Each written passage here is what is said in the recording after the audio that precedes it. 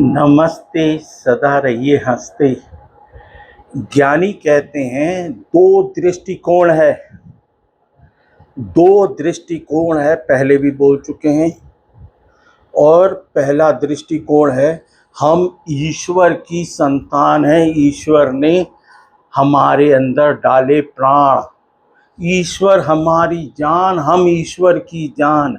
ईश्वर की हम चिंता करेंगे, ईश्वर की हम फिक्र करेंगे, ईश्वर हमारी फिक्र करेगा। पहला दृष्टिकोण। दूसरा दृष्टिकोण, इस दिमागी शैतानी दिमाग की संतान। किसकी? एक भगवान की संतान और एक शैतानी दिमाग की संतान। दूसरा दृष्टिकोण। तो ऐसे ही ईश्वर का दृष्टिकोण दो है। हर चीज ऊपर नीचे, आगे पीछे, अंदर बाहर। कौन सा? ऊपर नीचे, आगे पीछे, सुख दुख, लाभ हानि, यश अपयश, जीवन मरण। ये विधि का विधान है। दो दृष्टिकोण, बात समझ जाइए। 100 बार सुनिए ताकि समझ में आ जाए, याद हो जाए। 100 बार सुनिए।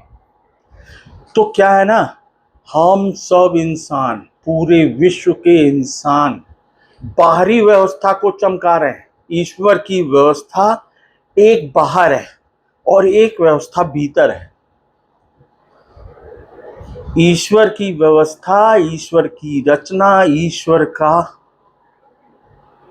लीला, ईश्वर की दो है। एक बाहरी व्यवस्था, एक भीतरी व्यवस्था।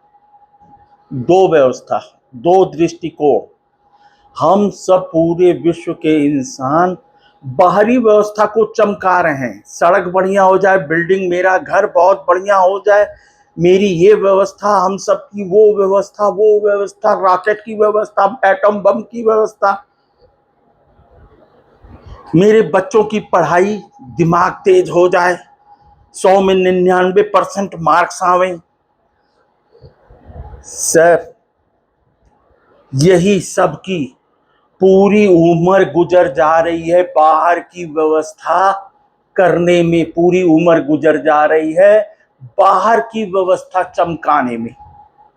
बाहरी व्यवस्था को चमकाने में पूरी उम्र चली जा रही है और फिर भी इंसान हार जा रहा है। सर, दूसरी व्यवस्था, भीतरी व्यवस्था, हम ईश्वर की संतान।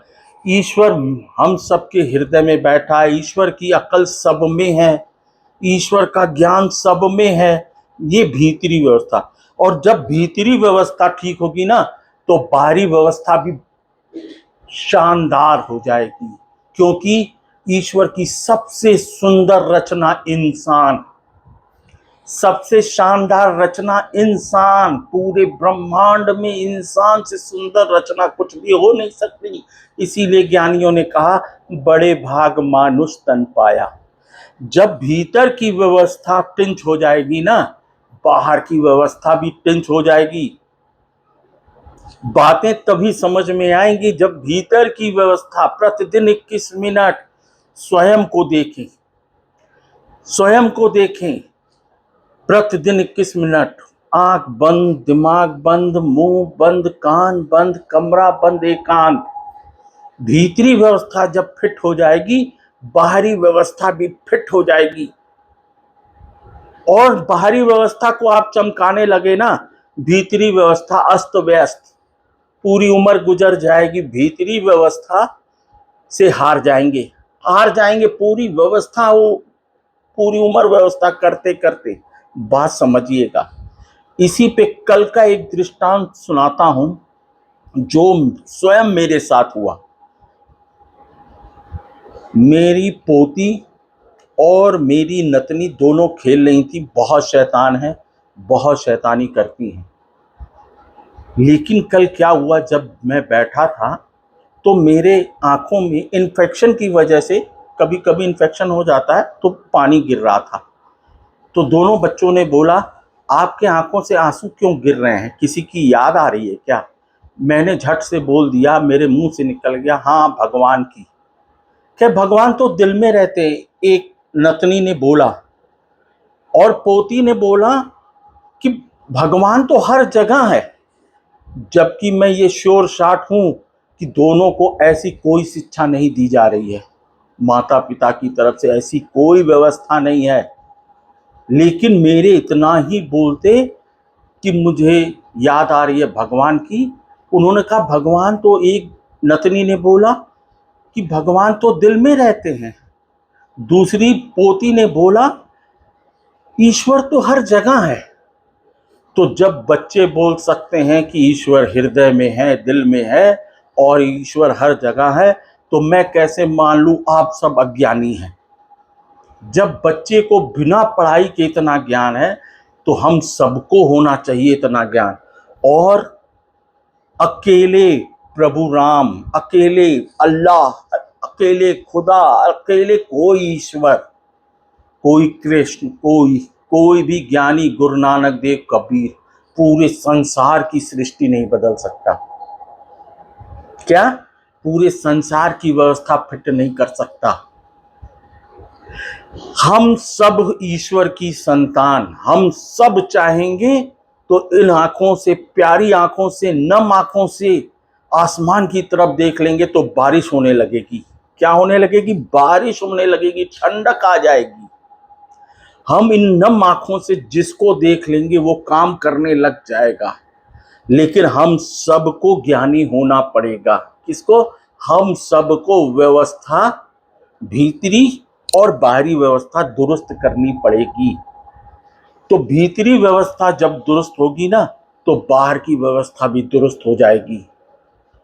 बाहर की व्यवस्था भी शानदार हो जाएगी जब भीतरी व्यवस्था शानदार हो जाएगी।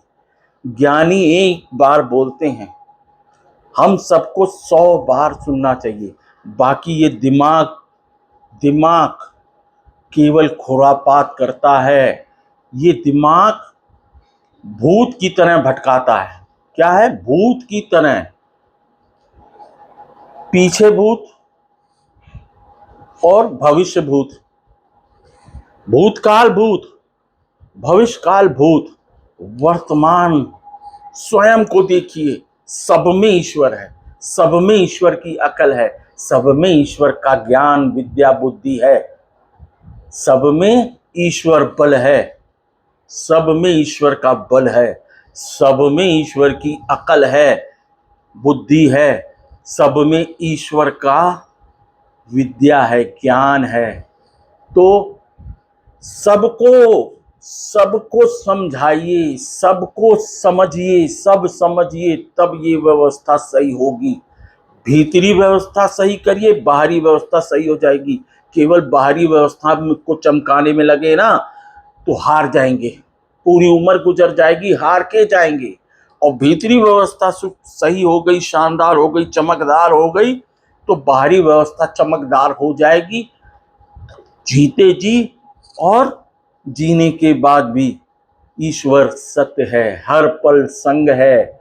ईश्वर सत्य है, सत्य ही ईश्वर है, हर पल संग है, हर पल संग है, हर पल संग है, अंग अंग संग है, अंग अंग संग है, रोम रोम में ओम है। इसलिए ईश्वर को पुकारिए, प्रकृति ईश्वर आइए, आप स्वयं आइए, सत्य ईश्वर आइए, आप स्वयं आइए। सबके हृदय में ईश्वर बैठे हैं, अंग अंग संग है। क्या? ईश्वर अंग अंग आपके संग है। लेकिन जब देखेंगे, जब बुलाएंगे, जब जानेंगे, जब समझेंगे तो ज्ञानी होंगे। तब ये व्यवस्था संसार में सबको चाहिए, सब सुख शांति चाहते हैं, कोई किसी का नुकसान नहीं चाहता, सब सबका भला चाहते हैं, सब सबका भला चाहते हैं। लेकिन अज्ञान सबको धोखा देता है। ये दिमागी अज्ञान सबको धोखा देता है। बाहर की व्यवस्था को दुरुस्त बाद में करिएगा, पहले भीतर की व्यवस्था को दुरुस्त करिए। सवेरे उठते ही 21 मिनट मुंह बंद, दिमाग बंद, आंख बंद, कान बंद, कमरा बंद एकांत, स्वयं के ईश्वर को जानिए, समझिए, पुकारिए, बुलाइए, बातें कीजिए स्वयं से।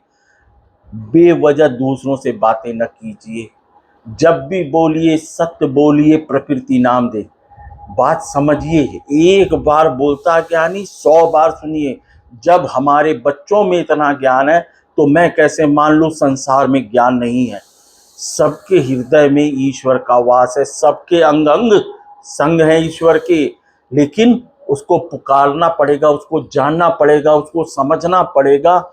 इसलिए पूरे संसार को वायरल कीजिए, आप भी समझिए, अपने बच्चों को समझाइए, अपने संसार को समझाइए, अपने रिश्तेदारों को समझाइए। सब में ईश्वर की अकल, सब में ईश्वर का बल, सब में ईश्वर का ज्ञान। नमस्ते, सदा रहिए हंसते, वायरल जरूर कीजिएगा। संसार बदलना है। नमस्ते।